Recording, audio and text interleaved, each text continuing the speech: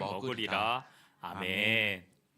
네, 우리 성도님들 다 함께 그리스도 중심 성경 읽기 잘 진행하고 계신가요?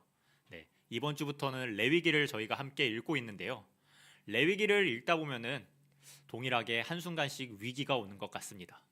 지난 창세기와 출애굽기 가운데 어떠한 이야기나 사건들에 넘어서서 어떠한 규례나 규칙 등을 계속해서 반복하는 레위기를 읽다 보면은 좀 성경 읽기가 지루하기도 하고 읽다 보면 졸음이 몰려오기도 하는데요.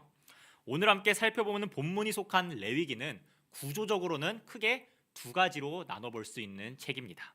앞에서 저희가 읽고 있는 1장에서 17장까지의 내용은 5대 제사나 유월절, 또 정결규례나 대속죄일 등 제사 규례에 대해서 이야기하고 있고요.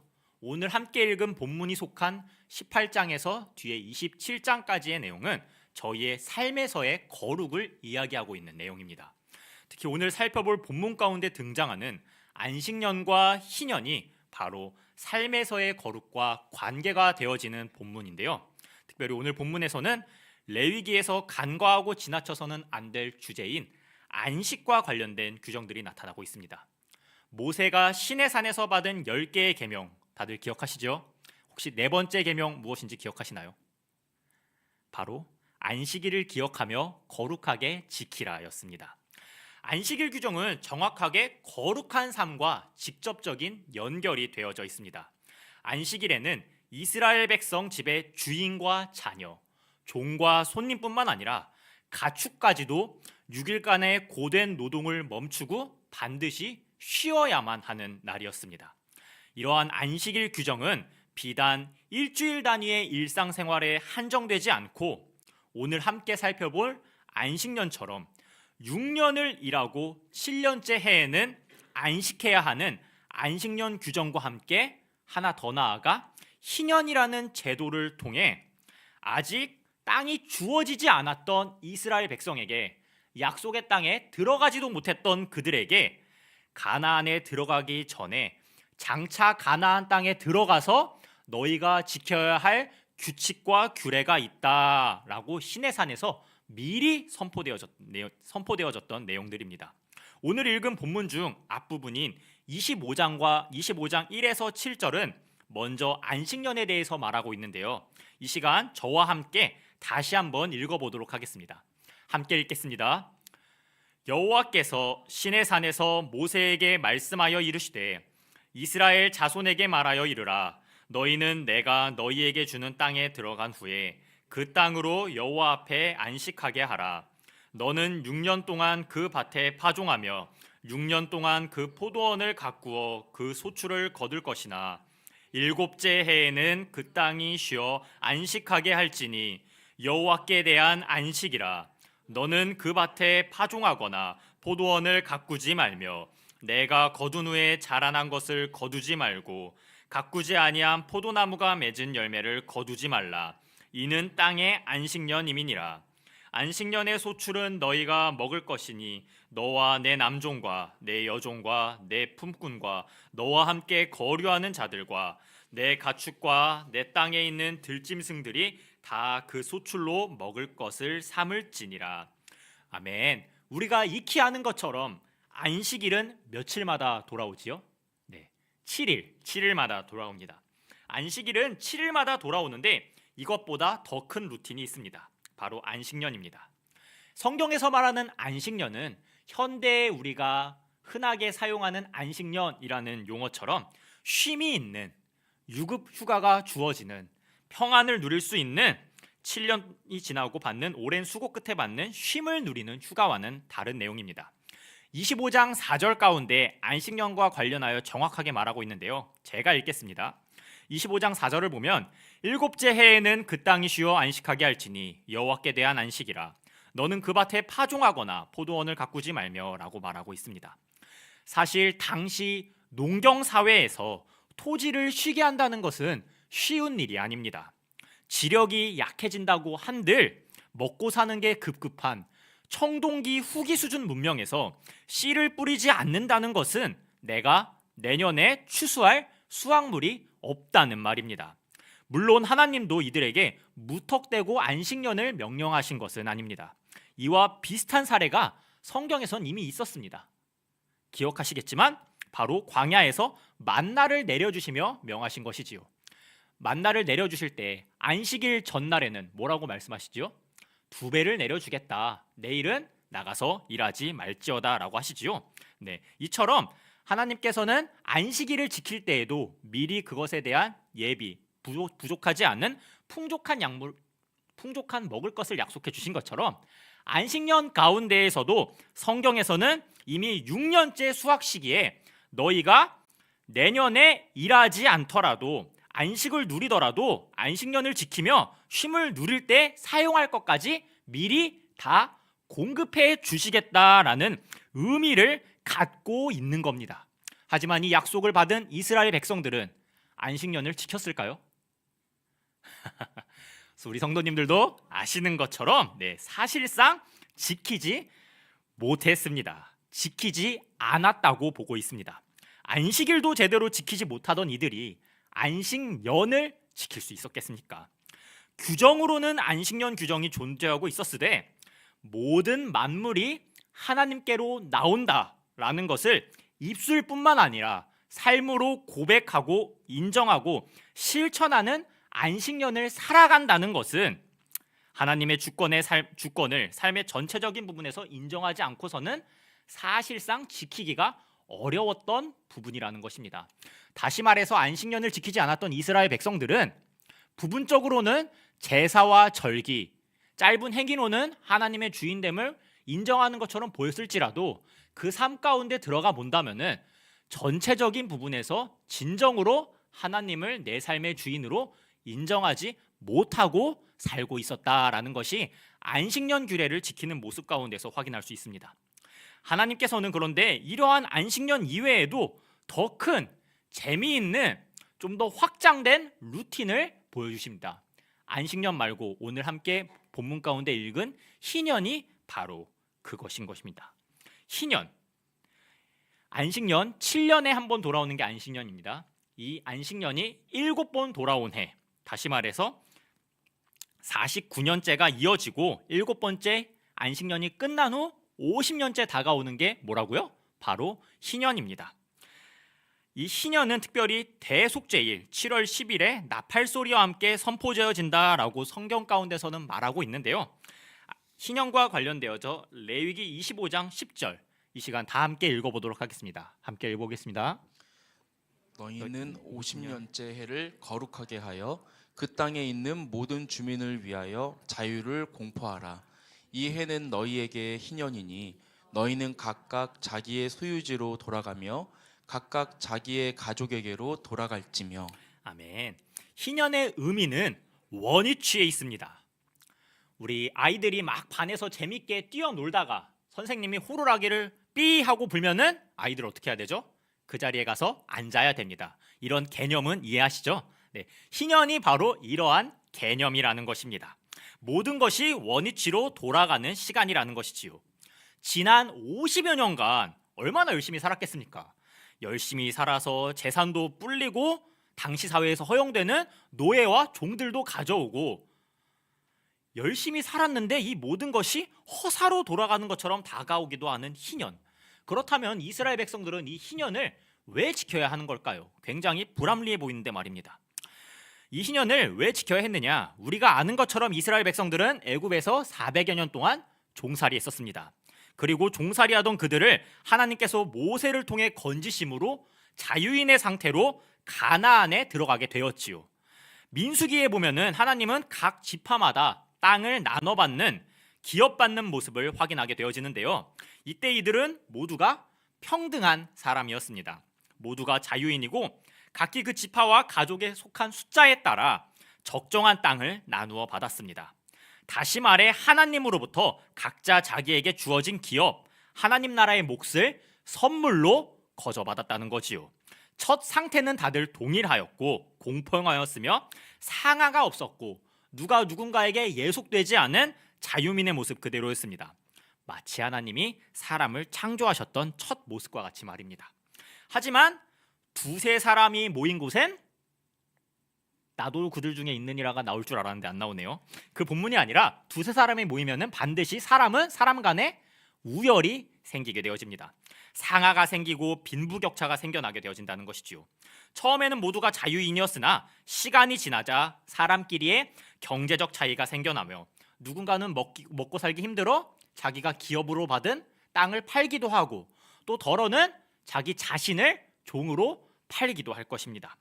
어떻게 보면 이들이 경제적 차이가 난다는 것은 현대인의 관점에서 볼 때는 스스로의 선택인 것 같습니다. 경제 활동의 결과물로서 전혀 억울할 일이 없는 것처럼 보이기 때문입니다. 그 시작이 공평했었으니까요. 하지만 사람에게 각기 알맞게 주어진 그 소유지, 땅은 하나님께서 백성에게 유업으로 주신 것입니다. 성경에서 땅을 사고 판다는 개념은 우리가 현대사회에서 단순히 부동산 거래처럼 그 소유권을 파는 것이 아니라 주어진 그 토지에 대한 사용권을 파는 개념입니다. 혹시 아실지 모르겠는데 왜 옛날 미국 서부 영화 같은 거 보시면은 인디언들이 좀 등장을 합니다. 그리고 인디언과 미국인이 다투는 내용이 나오지요. 중요한 건 아닌데 뭐 이런 대사가 나옵니다. 인디언들이 외치는 말이에요. 어머니 대지는 누군가가 소유할 수 있는 것이 아닌데 너희 오만한 백인들은 왜 대지를 소유하려 하느냐 그러면서 막 총 쏘고 싸웁니다. 이러한 개념과 조금 비슷하다라고 보시면 될 것 같습니다. 이스라엘인들에게 땅의 주인은 하나님이시고 그들이 거래하는 부동산 거래는 그 토지 사용권을 파는 개념이지 소유가 누군가에게 이전되는 것이 아니라는 말입니다. 그럼 그 사용권에 대한 기간은 언제를 기준으로 놓고 거래하느냐? 그 기준이 되는 해가 바로 희년이라는 것입니다. 희년까지 올해부터 한 40년 남았다. 그럼 40년어치의 재산적 소유권, 재산의 값어치를 거래하는 것이고 4년 정도 남았다. 그러면은 그 4년 동안의 값어치를 가지고 거래를 하는 거지요. 그렇기 때문에 희년이 선포되어지면은 땅의 소유권을 가진 사람에게 땅을 반드시 원주인에게 정당한 가격으로 돌려주어야 했다라는 것입니다. 원소유주는 팔았던 땅을 제값에 되살 수 있었습니다. 원주인에게 땅을 파는 사람은 그 값어치, 형제에게 그 값어치를 속이지 말아야 했다라는 것이지요. 희년의 소유지를 되찾는 규정에 대해서 하나님은 너희 각 사람은 자기 이웃을 속이지 말고 내 하나님을 경외하라. 나는 너희의 하나님 여호와이니라 라고 말씀하십니다. 희년이 되어 경제적 자유를 되찾고 해방되는 일은 하나님을 경외하는 이스라엘 백성이라면 마땅히 해야 했던 일입니다. 그렇기에 7번의 안식년이 지나고 50년째 희년이 찾아오면 모든 것이 원위치로 돌아간다는 것입니다. 땅은 이러한 이유에서 원위치 주인에게 그 기업으로 돌아가고요. 노예가 된 사람은 자유와 해방을 얻어 자기 집으로 돌아갈 수 있었다라는 것입니다. 여기에 한 가지 더 있습니다. 앞서 안식년 했던 이야기 기억하시지요? 안식년이 되면 7년째에는 농사를 짓는다고요? 안 짓는다고요? 안 짓는다고요. 그러면 그때 어떻게 먹고 사냐? 6년째에 하나님이 주신 것, 그것에 대한 믿음으로 우리는 하나님이 책임지신다라는 사실을 바라보며 살아간다고요. 그럼 희년은 어떻게 할까요? 희년 때에는 농사를 지을까요? 안 지을까요? 당연히 안 짓습니다. 근데 이 희년은 조금 더 소위 말하는 젊은 용어로 지키기에 빡센 것 같습니다. 자, 50년째가 희년인데 7번째 49년째 이때는 안식년이었습니다. 그럼 49년에는 농사를 지었을까요? 안 지었을까요? 안 지었습니다. 50년 때도 농사를 짓는다고요? 안 짓는다고요? 안 지어요. 51년이 되었을 때 작년에 농사를 지었는데 먹을 게 있어요? 없어요? 없습니다. 지금 몇 년치 작물이 없는 거예요? 3년치 작물이 없습니다. 다시 말해서 안식년을 지키고 희년을 지킨다는 것은 이미 48년째에 하나님께서 우리에게 몇 년치의 은혜를 부어주세요? 3년치의 은혜를 부어주셔서 너희를 책임지신다라는 이 사실을 믿고 믿음으로 나아가야 한다라는 것입니다. 이거 쉽지 않습니다. 이거 쉽지 않아요. 만나 먹을 때에는 안식일 하나님이 지켜주시겠지, 책임져 주시겠지 하고 설령 지켜주시지 않으더라도 이때는 며칠 굶으면 돼요? 하루 굶으면 됩니다. 안식년 많이 양보해서 몇 년 굶으면 돼요? 1년 굶으면 됩니다. 근데 희년까지 겹치는 이 3년의 시간은 쉽지 않습니다. 저희 교회에서 목사님께서 저에게 김강도사 우리 믿음으로 한번 나아가 보자 하시면서 3년 정도 어떻게 사례비를 조금 안 받고 함께 섬기지 않겠느냐 이야기하시면은 죄송하지만 저는 믿음이 연약하여 3년은커녕 3개월도 조금 많이 고민이 될 것 같습니다. 하지만 하나님께서 우리에게 분명하게 요구하시는 말씀이 있습니다. 오늘 25장 21절 말씀 함께 읽어보도록 하겠습니다. 함께 읽겠습니다. 내가 명령하여 6째 해에 내 복을 너희에게 주어 그 소출이 3년 동안 쓰기에 족하게 하리라. 아멘. 49년, 50년, 51년 수확물 없음을 48년째에 거둔 수확물로 살아가게 하신다는 말씀입니다. 믿으십니까? 아멘. 네. 우리 눈에는 어이가 없는, 심지도 거두지도 않는, 굶어 죽어도 이상하지 않은 3년의 기간이지만 그 기간이 하나님이 명령하신 기간이라면은 그 시간 동안 미리 준비하여 주시고 먹이시고 입히시며 책임지시는 분은 하나님이시다라는 사실입니다. 하지만 희년제도가 말하고 싶은 사실은 하나님이 먹이시고 입히신다가 전부가 아닙니다. 당연히 하나님이 먹이시고 입히시지요. 들에 핀 꽃과 공중의 새도 먹이시고 입히시는데요. 하지만 이 사실을 부정하진 않습니다만 거기에서 더 나아가 안식년과 희년을 지킬 수 있는 힘은 바로 하나님을 향한 우리의 믿음에서 나타나고 있다라는 사실입니다. 이스라엘 백성이 약속의 땅까지 올 수 있었던 길, 또 그 약속의 땅에서 자신의 노력으로 안전을 보장받았던 것이 아니라 하나님을 신뢰하고 말씀 가운데 순종할 때 그 안전을 보장받을 수 있었던 것처럼 이스라엘이 안식년과 희년 제도를 통해 기억해야 하는 것은 자신이 소유하고 있는 모든 것, 땅과 재산과 노예와 종, 그뿐만 아니라 자기 자신의 존재와 시간 등 이 소유하고 있는 모든 것이 원래부터 나의 것이 아니라 하나님께서 주신 것이다 라는 이 고백이 있어야 한다라는 것입니다. 아니 49년 동안 내가 성실하게 일해서 머리도 굴리고 고민하고 애써서 재산도 불리고 노예도 늘리고 사업도 확장해서 심지어 나쁜 방법 쓴 것도 아니고 성실하게 일했는데 이제 와서 희년이랍시고 이 모든 걸 리셋하라고 한다면은 우리의 기본적인 생각으로는 이게 굉장히 억울한 일이라는 것입니다. 내가 성공했는 게 나에게 그런 것을 요구하신다라면 저라면은 배 아파 죽습니다. 돌려주기가 쉽지 않아요. 하지만 그려 할 수 있는 것, 근거가 되는 것은 우리 오늘 25장 23절 함께 읽어볼까요? 시작. 토지를 영구히 팔지 말 것은 토지는 다 내 것임이니라. 너희는 거류민이요 동거하는 자로서 나와 함께 있느니라. 아멘. 앞에서 언급한 것처럼 안식년과 희년을 통해 우리가 그렇게 할 수 있는 것은 이게 원래부터 내게 아니라 누구 거였다고요? 하나님의 것이었다고요. 땅에서 나의 권리를 포기하고 땅을 쉬게 함으로써 그 소유가 당장은 내게 있는 것처럼 보이지만 그것이 나의 것이 아닌 하나님의 것임을 인정하는 신앙 행위였다라는 말씀입니다. 안식일, 안식년, 희년이 우리가 현대사회에서 생각하고 누리는 것처럼 베케이션이나 홀리데이처럼 내가 쉬는 날, 내가 좋은 것 하며 즐기는 날이 아니라 나의 소유물, 내가 갖고 있는 모든 것의 주인이 내가 아니라 그 원래의 주인이 누구인지를 기억하고 고백하며 순종하는 시간이었다라는 것입니다. 이러한 희년의 개념은 사람에게도 자유를 주고 땅에게도 자유를 선포해서 그 원래의 모습, 하나님이 정하신 모습대로 돌아간다는 것을 보여주고 있는데요. 이것이 예표하는 바가 있습니다. 그것이 바로 구속이지요. 우리가 궁극적으로 회복해서 돌아가야 하는 곳이 있습니다. 그곳이 바로 에덴 동산에서 우리가 태초에 창조되었던 모습과 연결되어진다는 것이죠. 태초에 만들어졌던 죄악되기 이전에 그 모습으로서의 회복이 우리에게 요구되어지는 것처럼 우리에게 반드시 필요한 것처럼 레위기 가운데 우리가 희년 이야기를 통해서 궁극적으로 나중에 이것을 이 땅에 오시어 이 희년을 궁극적으로 이루시는 분 바로 예수님을 바라보게 된다라는 것입니다. 이사야 61장에 가면은 이렇게 말하고 있는데요. 이사야 61장 1에서 2절 이 시간 함께 읽어보도록 하겠습니다. 함께 읽겠습니다. 주 여호와 내게 내리셨으니 이는 여호와께서 내게 기름을 부으사 가난한 자에게 아름다운 소식을 전하게 하려 하심이라.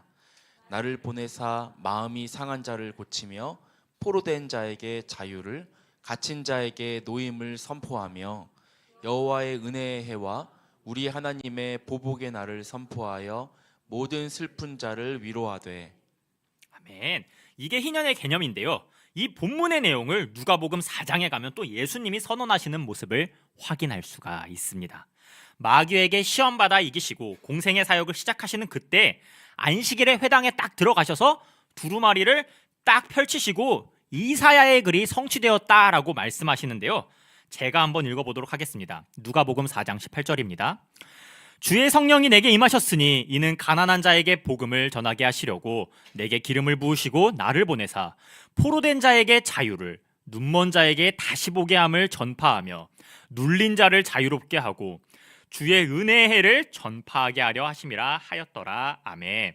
여기에서 말하는 주의 은혜의 해가 바로 희년이라는 것입니다. 희년은 단순하게 레위기에서 출애굽한 이스라엘 백성들에게만 율법으로 주어지며 선포된 것이 아니라 예수님께서 이 땅에 육신을 입으시고 오셔서 죽으시고 부활하심을 통해 우리에게 영원한 희년을 선포하시며 우리를 완전한 자유자로 만들어 주셨다라는 것입니다. 매번 50년 주기로 돌아와서 우리 모두에게 자유를 주시는 것에서 국한되어지지 아니하시고 이 희년을 완성하시기 위해 예수님께서 육신을 입고 이 땅에 오사 우리 모두에게, 사람에게도 자유를, 땅에게도 자유를 선포하시는 모습을 통하여 하나님이 정하신, 창조하신 원래의 모습으로 돌아가는 모습이 바로 희년이 말하고자 하는 부분이라는 것이지요. 하나님 백성으로서의 자유, 하나님 백성으로서의 온전함을 회복시켜 주시는 사역임을 선포하는 게 바로 희년 개념이다라는 것입니다. 희년은 단순하게 제도로 주어진 것이 아니라 우리에게 인격으로 주어졌습니다. 참 사랑이자 참 신으로 오신 예수님께서는 희년을 통해서 이스라엘 백성들에게는 이전에 이스라엘 백성들이 희년 규정 안에 속하게 하셨다면 예수님께서는 이 땅에 오시사 우리가 예수 그리스도 안에 거하게 하여 주셨고요. 희년을 통해서 이스라엘 백성들이 종과 노예에서 해방을 받았다면 우리에게는 죄의 종에서 해방을 누리게 하여 주셨습니다. 그들이 빚을 탕감받았다면 우리에게서는 죄사함을 탕감받게 하셨고요. 그들이 기업의 회복을 받았다면 우리에게는 하나님 나라의 상속을 받게 해주셨습니다. 그들이 땅의 회복을 받았다면 우리에게는 새 하늘과 새 땅을 예수님께서 약속해 주셨다라는 것이죠. 희년은 결코 값없이 치러진 제도는 아닙니다. 제가 아까 배 아파 죽겠다라고 이야기한 것처럼 희년 제도가 실행되어질 때에는 한쪽에서는 은혜로 구원을 받는 이스라엘 백성들이 있었다면 반대급부로 한쪽에서는 분명하게 값을 치르고 손해를 보는 사람들이 있었을 것입니다. 원주인에게 땅을 돌려주고 종과 노예를 회복시켜주는 사람이 그 손해보는 사람이었겠지요. 하지만 우리가 누리는 참된 희년의 값은 누가 치르셨지요? 예수님께서 치르셨습니다.